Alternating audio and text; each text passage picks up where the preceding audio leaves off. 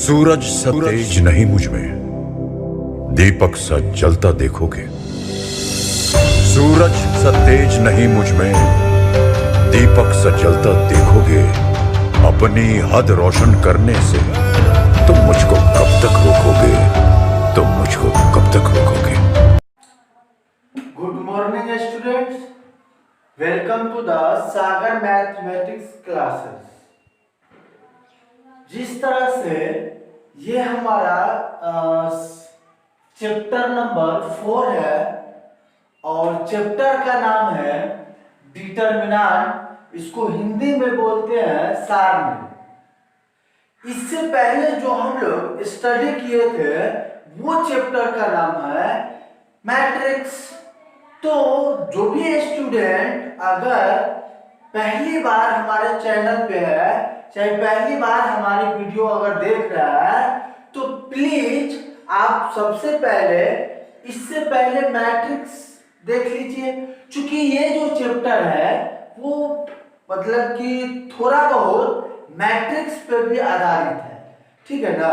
तो अगर मैट्रिक्स का कुछ कंसेप्ट, बेसिक कंसेप्ट अगर आपको पता होगा तो ये इजी वे में हम लोग डिटरमिनेंट को समझ सकते हैं, ठीक है। तो इससे पहले हम लोग अगर जो भी स्टूडेंट फर्स्ट टाइम अगर वीडियो देख रहे हैं तो मैट्रिक्स का बेसिक जो है वो जाकर के आप लोग देख सकते हैं और वहां उसके बाद हम लोग ये इजी वे में समझ लेगा, ठीक है। तो जिस प्रकार से आप लोगों का कमेंट और डेली बाय डेली सब्सक्राइबर जो बढ़ रहे हैं, इससे पता चल रहा है कि आपको हमारा वीडियो बहुत अच्छा लग रहा है, ठीक है। तो अगर पहली बार चैनल पे है तो आप सब्सक्राइब कर लीजिए इस चैनल को, क्योंकि आपको जितना भी लेटेस्ट वीडियो अगर बनते जाएगा वो आपको मिलते जाएगा, नोटिफिकेशन मिल जाएगा। तो हम जो भी वीडियो बनाते हैं वो इस प्रकार से थ्योरी डिजाइन करते हैं कि कमजोर से कमजोर स्टूडेंट भी अगर हमारा वीडियो पूरा का पूरा शुरू से लेकर के अगर लास्ट तक देखते हैं तो उसको इजी वे में समझ में आ जाएगा, ठीक है। तो इसलिए ये वीडियो भी आप लोग शुरू से लेकर के लास्ट तक भी देखिएगा। तो हम लोग स्टार्ट करते हैं एक नया चैप्टर डिटरमिनेंट, ठीक है। तो डिटरमिनेंट में जिस तरह से हम लोग मैट्रिक्स चैप्टर पढ़े थे तो हम लोग बताए थे कि मैट्रिक्स चैप्टर का यूज क्यों होता है, क्यों हम लोग को पढ़ने का जरूरत पड़ता है मैट्रिक्स चैप्टर। इसी प्रकार से यहाँ पे डिटरमिनेंट है हमारा, डिटरमिनेंट का पहला लेक्चर है आज। तो यहाँ पे हम लोग समझते हैं कि डिटरमिनेंट क्या होता है। डिटरमिनेंट भी सिमिलर टू ये, इसमें भी जितना भी काम करते हैं हम लोग, या जो भी रो कॉलम की बात होता है सब मैट्रिक्स के तरह ही होता है यहाँ भी, ठीक है। तो अगर हम सबसे पहले डिफिनीशन पे आते हैं, यानी कि अगर इसको बोला जाए हिंदी में तो परिभाषा।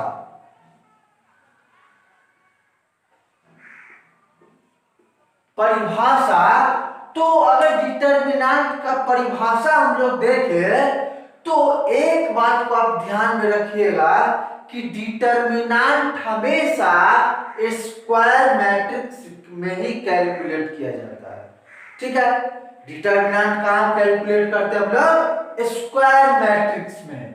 तो every square matrix can be associate to an expression और नंबर, यानी कि कोई भी हमारा स्क्वायर मैट्रिक्स में जितना भी एलिमेंट अगर हम लोग रखते हैं, या तो एक्सप्रेशन में होना चाहिए या नंबर में होना चाहिए, ठीक है।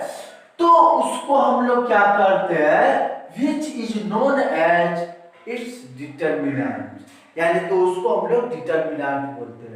जैसे मैट्रिक्स में हम लोग लिखते थे, तो मैट्रिक्स में जो भी टर्म लिखते थे तो क्या इस ब्रैकेट के अंदर लिखते थे, ठीक है ना, या इस ब्रैकेट के अंदर लिखते थे। तो उसी प्रकार से डिटर्मिनेंट में जो भी एलिमेंट हम लोग लिखेंगे उसको अलग तरीका से हम लोग लिखते हैं, ठीक है ना। तो डिटर्मिनेंट को रिप्रेजेंट कैसे किया जाता है, तो डिटर्मिनेंट को रिप्रेजेंट करने के लिए हम लोग DET और A लगा देते हैं। जो भी नाम है डिटर्मिनेंट का, जो भी नाम आप लोग देना चाहते हैं वो आप लगा सकते हैं यहाँ पे। तो DET का मतलब डिटर्मिनेंट ऑफ A डिटर्मिनेंट है, B रहेगा तो B देंगे, या आप इस प्रकार से भी आप लोग लिख सकते हैं डिटर्मिनेंट को, ठीक है। तो डिटर्मिनेंट को नोटेशन करने का, डिनोट करने का ये दो तरीका है हमारे पास। अगर कोई भी मैट्रिक्स अगर स्क्वायर मैट्रिक्स है, इफ ए स्क्वायर मैट्रिक्स दिया हुआ है, अगर उसका ऑर्डर n है तो उस डिटर्मिनेंट का ऑर्डर क्या हो जाएगा, n। Same to same order भी आप लोग निकाल सकते हो उसी प्रकार से जिस प्रकार से मैट्रिक्स में आप लोग निकालते थे, ठीक है ना। तो यहाँ पे एक हमारे डिटर्मिनेंट, अच्छा डिटर्मिनेंट में हम लोग जो भी एलिमेंट लिखेंगे तो ये इस प्रकार से इसके अंदर में ही हम लोग जो भी एलिमेंट लिखेंगे। मैट्रिक्स में क्या होता था, यहाँ पे थोड़ा सा घुमा देते थे, लेकिन यहाँ पे दो लकीर खींच करके उसके बीच में जो भी हम एलिमेंट लिखना चाहेंगे वो लिख सकते हैं। अब यहाँ पे कुछ एलिमेंट लिखा हुआ है, ठीक है ना, तो इस प्रकार से ये n तक जाता है, इस प्रकार से ये भी सेकेंड रो हमारा हो जाएगा। ये क्या है, फर्स्ट रो, इसको रो 1 बोलते हैं, और ये क्या है हमारा रो 2 हो जाएगा, और ये क्या हो जाएगा रो n।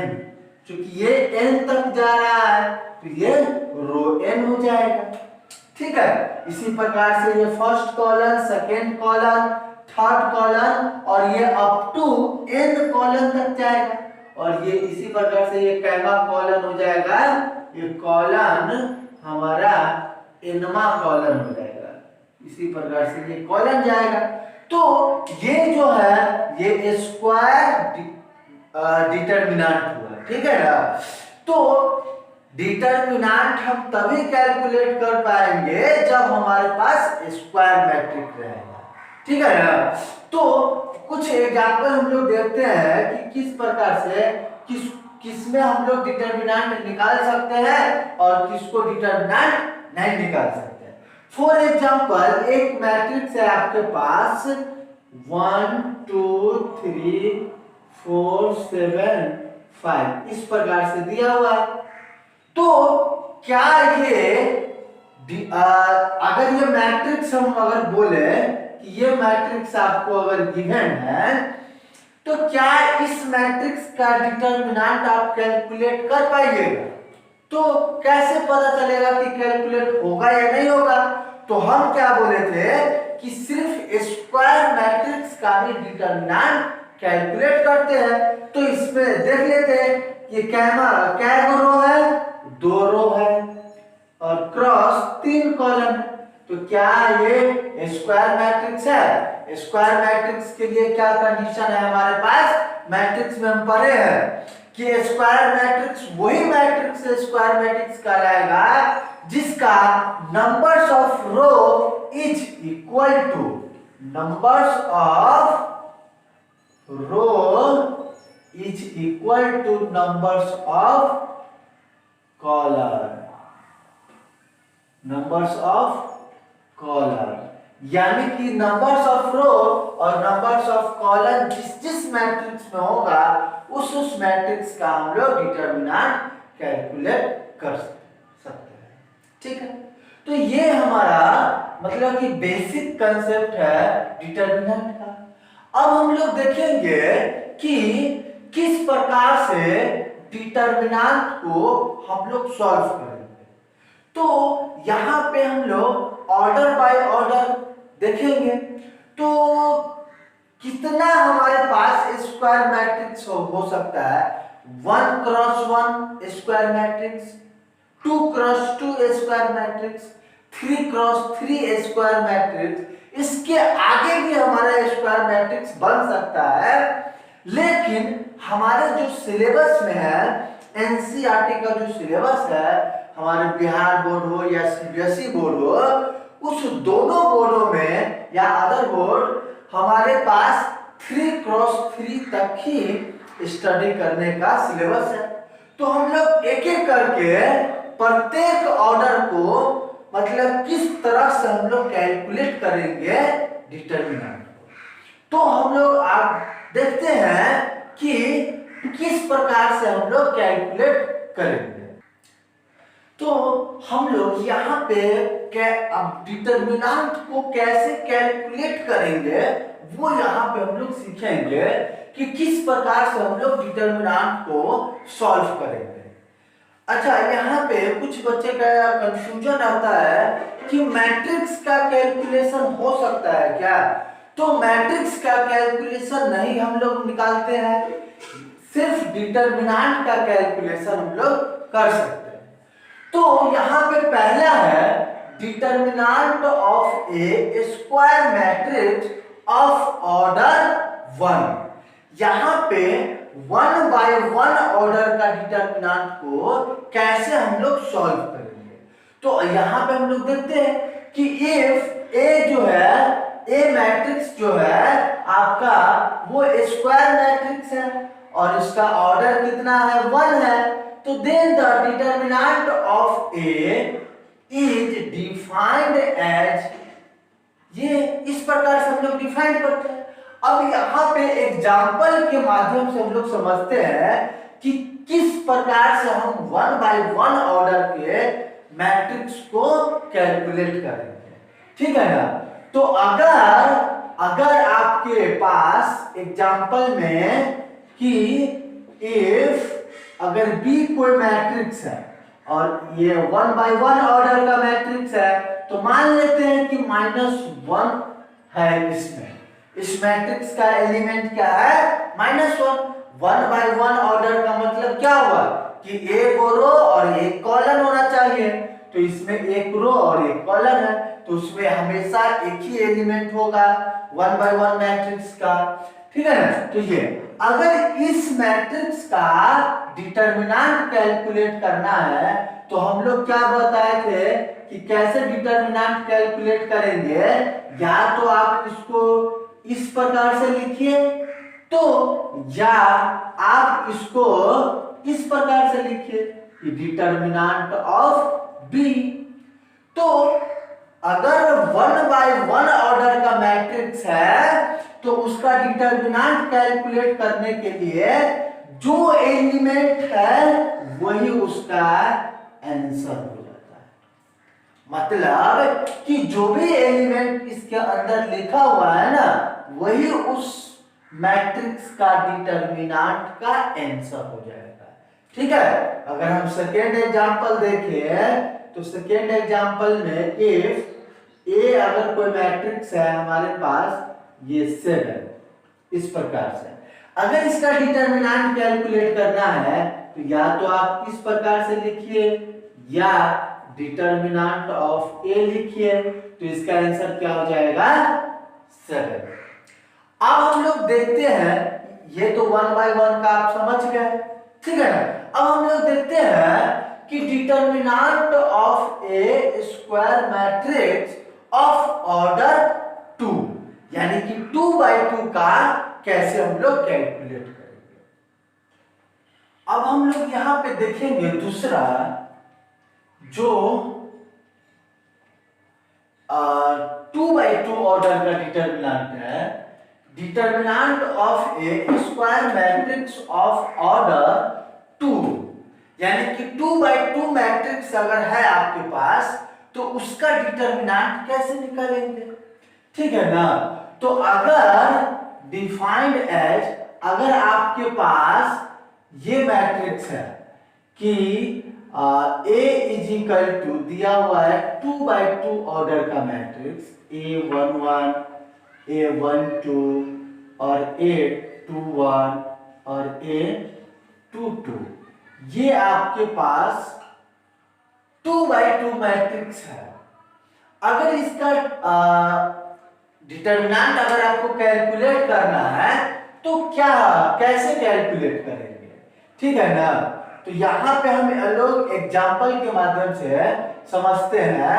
चाहिए अगर इस मैट्रिक्स का डिटर्मिनेंट कैलकुलेट करना है तो या तो आप इस प्रकार से लिखिए कि डिटर्मिनेंट ऑफ ए, या आप ऐसे भी लिख सकते हैं कि डिटर्मिनेंट ऑफ ए। तो जैसे ही इस 2x2 ऑर्डर का मैट्रिक्स का डिटर्मिनेंट अगर आप कैलकुलेट करते हैं तो ये हो जाएगा। और इसको सॉल्व कैसे करेंगे वो हम लोग देखते हैं। सिंपल सा तरीका है क्रॉस मल्टीप्लिकेशन, ठीक है ना, यानी कि तिरछा तिरछी गुना करना होगा, ठीक है। तो यहां पे क्रॉस मल्टीप्लिकेशन आप कर सकते हैं। तो अगर इसका डिटर्मिनेंट अगर आपको कैलकुलेट करना है तो क्या होगा, किस तरह से हम लोग कैलकुलेट करेंगे, इन दोनों का मल्टीप्लिकेशन। तो इन दोनों का मल्टीप्लिकेशन कीजिएगा तो क्या हो जाएगा, A11 इंटू A22 आप माइनस ऑफ ये दोनों का मल्टीप्लिकेशन, ठीक है ना, A12 इंटू A21। तो इस प्रकार से हम लोग 2x2 ऑर्डर के मैट्रिक्स को डिटर्मिनेंट, अब इसको क्या करना होगा, सॉल्व कर लेना होगा, ठीक है ना। यानी कि क्रॉस मल्टीप्लाई करके और उसके बाद इस वाले क्रॉस मल्टीप्लिकेशन में से इस वाले क्रॉस मल्टीप्लिकेशन को माइनस कर देना है आपको, ठीक है। तो ये आपका डिटर्मिनेंट निकल जाएगा। अगर हम एग्जांपल यहाँ पे अगर हम देखें कि अगर इफ बी मैट्रिक्स है हमारे पास 2x2, यानी कि 2 -3 4 और 7 इस प्रकार से है। अगर कोई पूछे कि इस मैट्रिक्स का आप क्या डिटर्मिनेंट कैलकुलेट कीजिए, तो डिटर्मिनेंट कैसे कैलकुलेट होगा, तो इस मैट्रिक्स से अगर आपको डिटर्मिनेंट कैलकुलेट करना है तो कैसे लिखिएगा, या तो डिटर्मिनेंट ऑफ डी, या आप इस प्रकार से भी लिख सकते हैं, ठीक है ना। तो क्या हो जाएगा, पहले तो इसका एलिमेंट लिख लीजिए डिटर्मिनेंट के रूप में, तो ये हो जाएगा।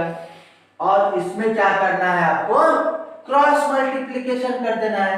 तो क्रॉस मल्टीप्लिकेशन कैसे, तो इन दोनों का मल्टीप्लिकेशन, यानी कि 2 इंटू 7 और माइनस होगा, ठीक है ना, इन दोनों का मल्टीप्लिकेशन और माइनस इन दोनों का मल्टीप्लिकेशन, यानी कि 4 इंटू -3।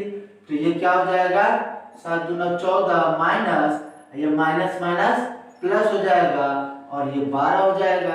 तो ये क्या हो जाएगा, 26, यानी कि इस डिटर्मिनेंट का, इस मैट्रिक्स का हमारा मान कितना आ गया निकल करके 26।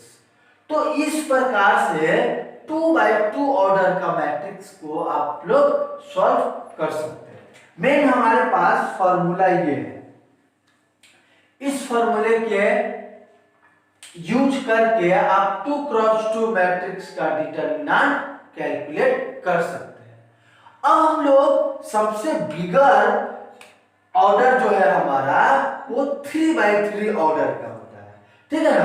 तो अब हम लोग सीखेंगे कि 3x3 ऑर्डर की मैट्रिक्स का कैसे हम लोग डिटर्मिनेंट कैलकुलेशन करेंगे।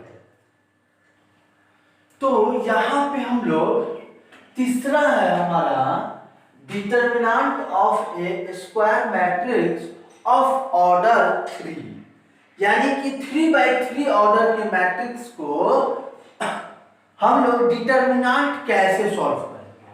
और बच्चे को सबसे डिफिकल्ट यही लगता है कि 3/3 का डिटर्मिनेंट को सॉल्व करना, लेकिन बहुत सा इजी तरीका है और हम लोग एकदम सिंपल से सिंपल तरीका से हम लोग सीखेंगे कि 3/3 मैट्रिक्स को कैसे हम लोग डिटर्मिनेंट सॉल्व करेंगे। ठीक है, तो यहाँ पे हम एक मैट्रिक्स ले लेते हैं जो 3/3 का है। ठीक है, तो इफ ए मैट्रिक्स जो है हमारे पास वो गिवन है A11, A12, A13, A21, A22 और A23, A31, A32, A33, ये आपके पास 3/3 मैट्रिक्स है। ठीक है, ध्यान से समझिएगा, ये बहुत ही सिंपल सा है। ठीक है ना, बुक सब में बहुत सारा लेंथी प्रोसेस करके दिया हुआ है, वो सब आपको नहीं देखना है। सिंपल सा तरीका जो हम बता रहे हैं वो तरीका आप लोग यूज कीजिएगा, बहुत इजी है। आप क्या कीजिएगा, अगर ये 3/3 मैट्रिक्स है तो इसका डिटर्मिनेंट अगर हमको सॉल्व करना होगा तो सबसे पहले इसको डिटर्मिनेंट के रूप में लिख लीजिए। तो कोई फर्क नहीं पड़ता है, सेम टू सेम एलिमेंट रहता है, जो एलिमेंट जहां है वहीं पे रहेगा, सिर्फ लिखने का तरीका सिर्फ बदल जाता है। ठीक है, तो यहाँ पे 2 3 2 3 1 A32 और A33, ये हो गया हमारे पास डिटर्मिनेंट के रूप में लिख दिए, इस मैट्रिक्स को डिटर्मिनेंट के रूप में लिख दिए। अब इसको, इस डिटर्मिनेंट को अगर आपको सॉल्व करना है तो आप अगर 3/3 ऑर्डर का डिटर्मिनेंट है तो आप किसी भी रो या किसी भी कॉलम के अक्रॉस मैट्रिक्स को, चाहे डिटर्मिनेंट को आप एक्सपेंड कर सकते हैं। यानी कि किसी भी रो, यहाँ पे क्या रो है, 1 2 3 रो है, 3 कॉलम भी है, तो आप किसी भी रो और किसी भी कॉलम के रिस्पेक्ट में आप इस डिटर्मिनेंट को एक्सपेंड कर सकते हैं। क्या हम बोल रहे हैं वो अब नहीं समझ में आ रहा है, हम लोग करते हैं, उसके बाद फिर से ये स्टेटमेंट हम बोलेंगे तो ऑटोमेटिक आपको समझ में आ जाएगा। अभी जो हम करने जा रहे हैं वो फर्स्ट रो के अक्रॉस एक्सपेंड कर रहे हैं। ठीक है ना, यानी कि एक्सपेंडिंग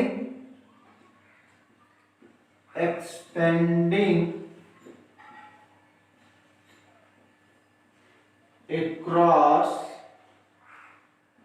R1, यानी कि फर्स्ट रो के अक्रॉस हम लोग एक्सपेंड करते हैं। तो अभी अगर हम लिखें फर्स्ट रो के अक्रॉस एक्सपेंड कर रहे हैं तो यहां पे हम फर्स्ट रो के अक्रॉस एक्सपेंड करेंगे, तो फर्स्ट रो के हिसाब से हम लोग कैसे लिखेंगे, यहां पे अगर ये डिटर्मिनेंट को सॉल्व करना है तो सबसे पहले -1 और I + J, ये बेसिक चीज है। ये हम लोग जब कैलकुलेशन करेंगे ना तो ये लिखने का जरूरत नहीं पड़ेगा, और इसको कैसे हम लोग याद रखें वो हम लोग बताएंगे। अभी बेसिक चीज है, उसको आप ध्यान से देखिए। -1 के पावर में I + J और A11, ठीक है, क्योंकि फर्स्ट रो के क्रॉस हम लोग एक्सपेंड कर रहे हैं, तो फर्स्ट रो में सबसे पहला एलिमेंट क्या है, A11। अब A11 ले लिए, ठीक है, इन दोनों का मल्टीप्लिकेशन होगा, A11 ले लिए।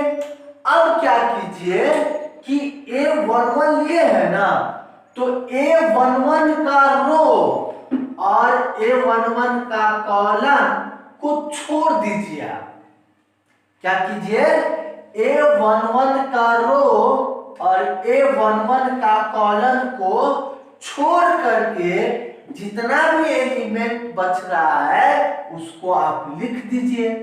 तो A11 का रो को और A11 का कॉलम को छोड़िएगा तो ये चारों एलिमेंट बच रहा है, तो उसको लिख दीजिए A22, A23, A32 और A33, ये बचा है। फिर से प्लस, फिर से -1 के पावर में I प्लस J और उसके बाद A11 आ गया। तो पहला रो के क्रॉस हम लोग एक्सपेंड कर रहे हैं, तो पहला रो में क्या है A12। अब क्या कीजिए A12 जो है उसका रो और उसका कॉलम के एलिमेंट हटा दीजिए। तो A12 कहां पे है, यहां पे है, तो इसका रो ये हो गया, इसका कॉलम ये हो गया, तो कौन कौन एलिमेंट बच गया, ये दोनों। तो लिख दीजिए A21, A31 और ये बच गया, तो A23 और A33 ये बच गया। फिर से प्लस -1 के पावर में I प्लस J, अब कौन सा बच गया एलिमेंट A13 और इन सब का गुना होगा।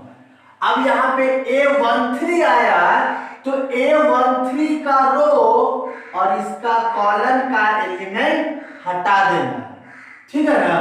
तो A13 का ये कॉलम हो गया और ये रो हो गया, तो बच क्यों गया ये चारों, तो उसको लिख दीजिए।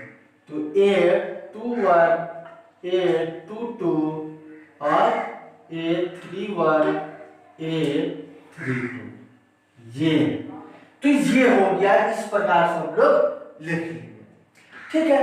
अब यहाँ पे I और J का मान क्या है, तो यहाँ पे जो भी एलिमेंट हम लोग लिए हुए हैं वही I और J का मान। तो यहाँ पे अगर इसको कैलकुलेशन करते जाए आगे, तो यहाँ पे I का मान क्या है 1 है, J का मान क्या है 1 है।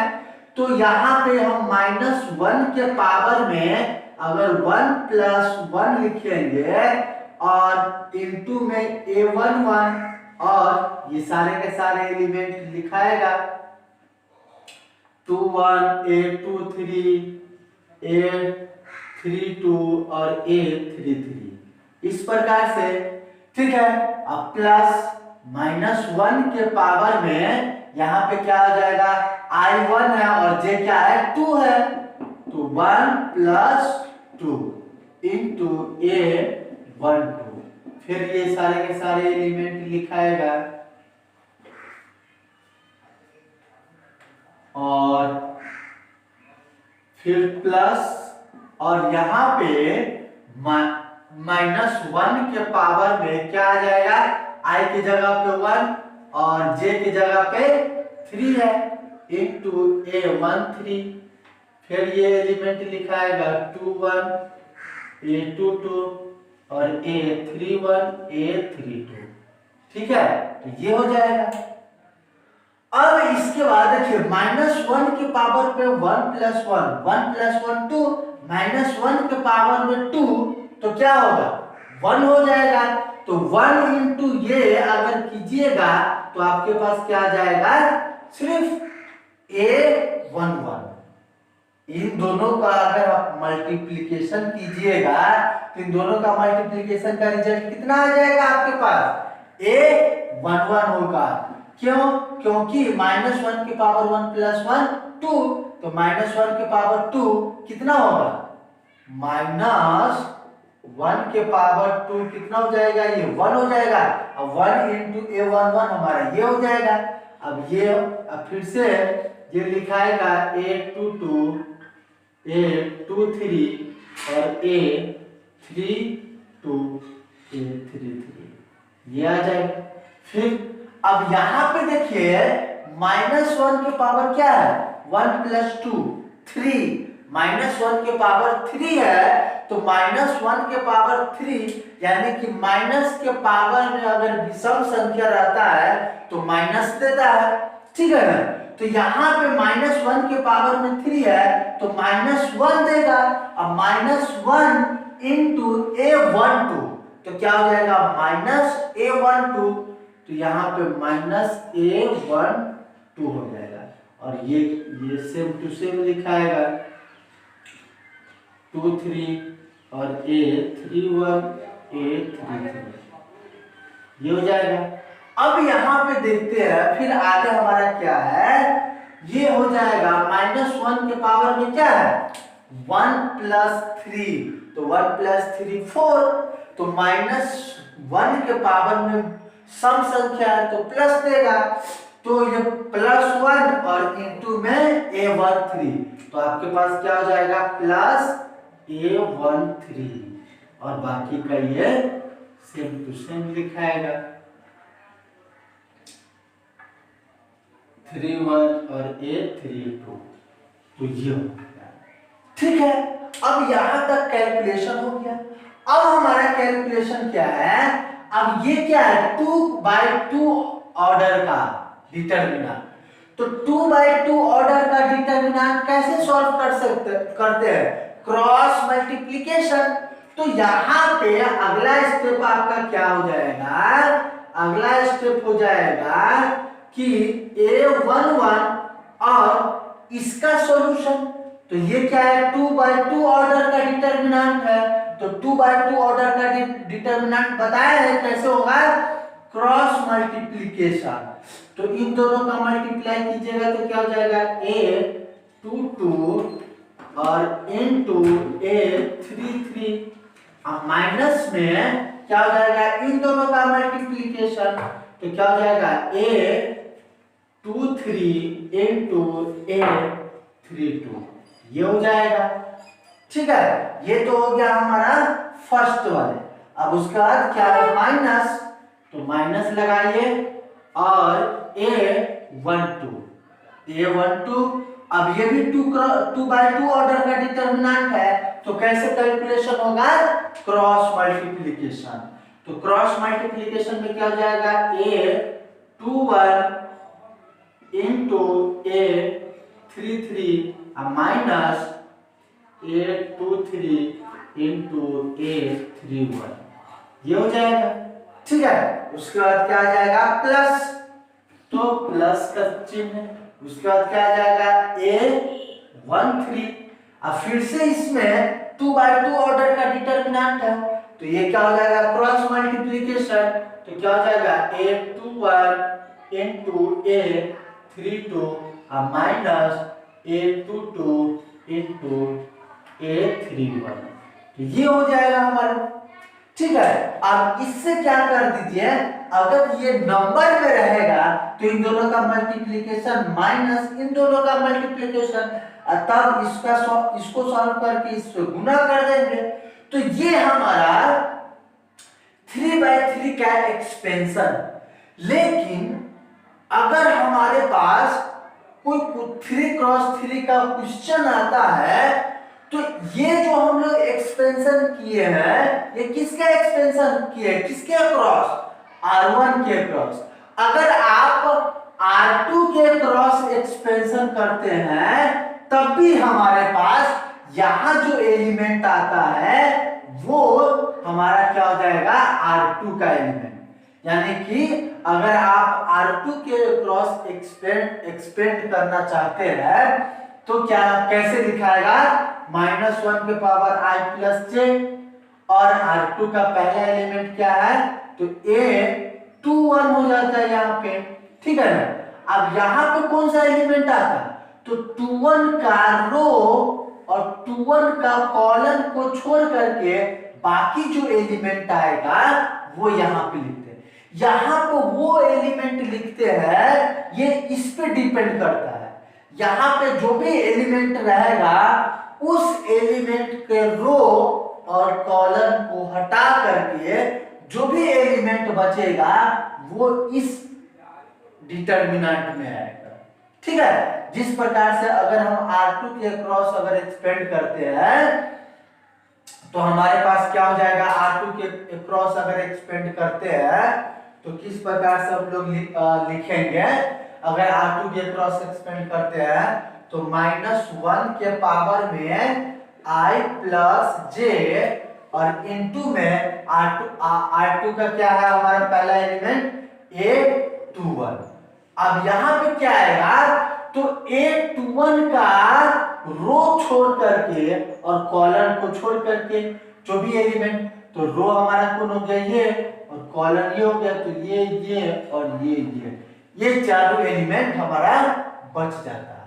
तो क्या हो जाता है, A12 और A13, A32 और A33, इस प्रकार से।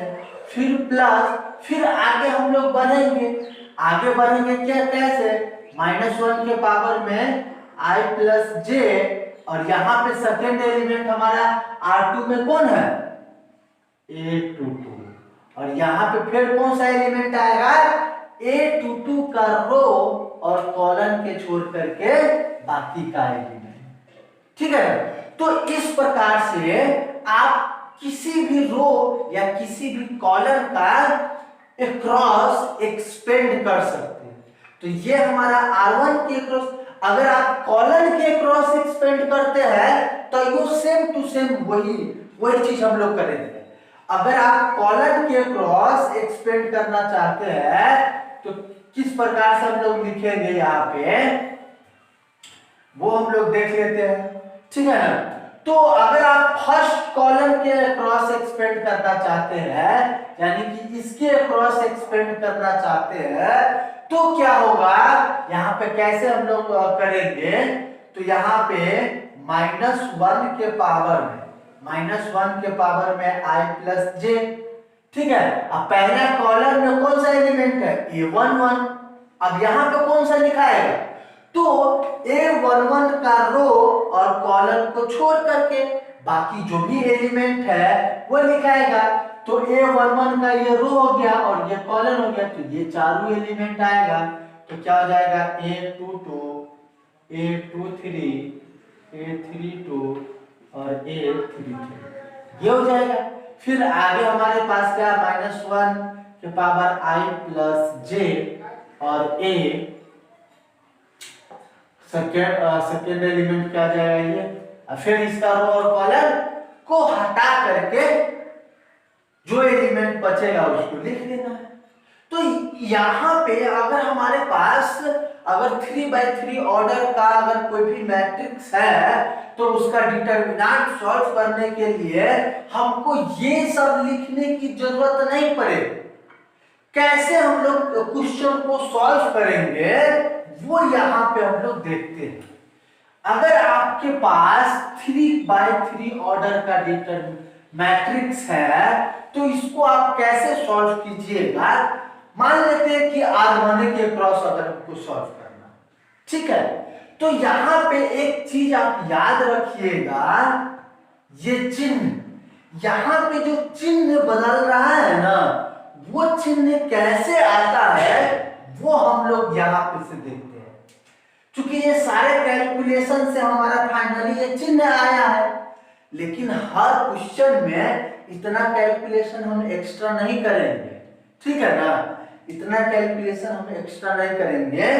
ये जो चिन्ह है प्लस माइनस प्लस, यहाँ प्लस है, वो कैसे आता है, वो एक सिंपल सा एक तरीका है कि प्लस से स्टार्ट कीजिए, ठीक है, कौन सा चिन्ह से स्टार्ट कीजिए, प्लस, और अल्टरनेट चेंज करते जाइए। यानी कि प्लस है तो उसके बाद क्या आएगा, माइनस, उसके बाद फिर से प्लस, क्योंकि 3x3 है तो 3 हो जाएगा, फिर नीचे आ जाएंगे तो प्लस है तो minus plus minus plus minus plus. सिर्फ ये चीज आपको याद रखना है, और ये याद क्या रखना है, प्लस से स्टार्ट करना है और 3 को ऐसे जाना है, 3 को ऐसे आना, प्लस से स्टार्ट करना है, अल्टरनेटली जाना, प्लस के बाद minus plus minus plus minus plus minus plus, इस तरह से जाना है। देखिए पहला क्या है, प्लस है तो इसीलिए ये प्लस आया कि नहीं। दूसरा क्या है, माइनस है तो माइनस आया। यहाँ पे क्या है, प्लस है तो प्लस है। अगर R1 R2 के क्रॉस अगर आप एक्सपेंड करते हैं तो तो सबसे पहले माइनस आएगा। ठीक है, तो अगर ये 3x3 मैट्रिक्स है तो अगर इसका डिटरमिनेंट अगर हमको सॉल्व करना है तो सिंपली क्या करेंगे, अगर हमको R1 के क्रॉस एक्सपेंड करना होगा तो क्या करेंगे, सोझे क्या आएगा, A11 आएगा। ठीक है, तो A11 और यहां पे सोझे लिखेंगे ये एलिमेंट। अब ये 11 का चिन्ह क्या है, प्लस होगा। कैसे, तो ये पहला एलिमेंट है तो पहले की जगह पे क्या है, प्लस है, तो ये इसीलिए ये प्लस है। और इसके बाद हमारा जो भी इसका रो और कॉलम को छोड़ करके जो भी एलिमेंट है उसको लिख देना, 2 3 और क्या है A32 और उसके बाद A33। ठीक है, उसका हमको पता है कि नेक्स्ट क्या आएगा, माइनस आएगा। ठीक है ना, क्योंकि प्लस से स्टार्ट करते हैं और माइनस प्लस का चिन्ह जाता है, तो हमारा नेक्स्ट क्या है, A12।